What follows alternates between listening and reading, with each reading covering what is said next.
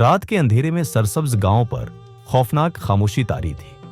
हवा रख चुकी थी और कत्ते बेवजह भूंक रहे थे। जोया की मां घबराहट के आलम में दरवाजे के करीब बैठी थी, क्योंकि कुछ लम्हे पहले ही गांव की बाबा साए ने एक खौफनाक पेश गोई की थी।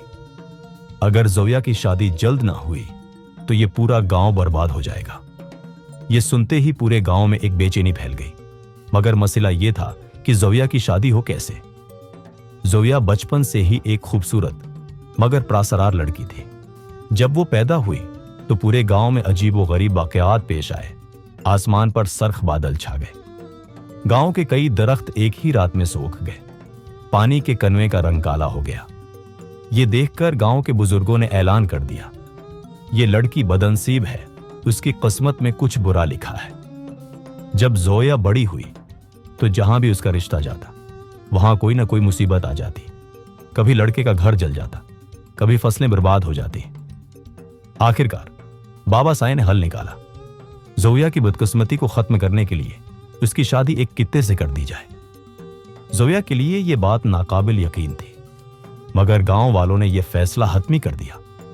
एक मखसूस दिन पूरे गांव के लोग इकट्ठे हुए, ढोल बजाए गए और जोया को एक बड़े सियाह कित्ते के साथ शादी के बंधन में बांध दिया गया। कुत्ते का नाम शेरू था और वो किसी आम कुत्ते जैसा नहीं लगता था। उसकी आंखों में एक अजीब सी चमक थी, जैसे वो किसी राज से वाकिफ हो। मगर फिर कुछ ऐसा हुआ जो किसी ने तसव्वुर भी नहीं किया था। शादी के बाद जोया को अजीब ख्वाब आने लगे।